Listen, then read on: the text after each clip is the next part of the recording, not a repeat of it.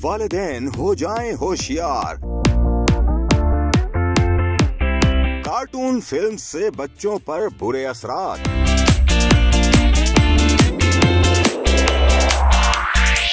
बच्चों के पुरतशद्दुद वाक़यात बढ़ने लगे।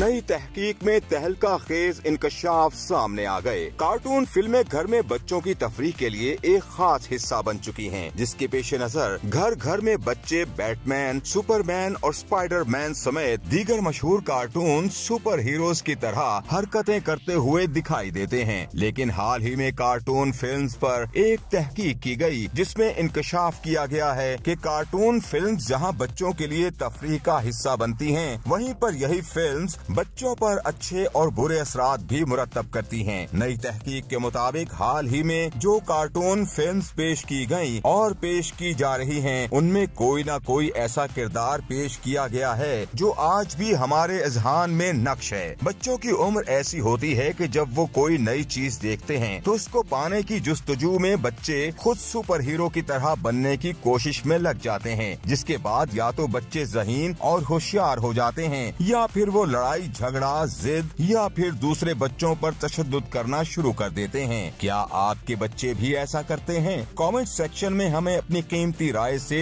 जरूर आगाह कीजिए।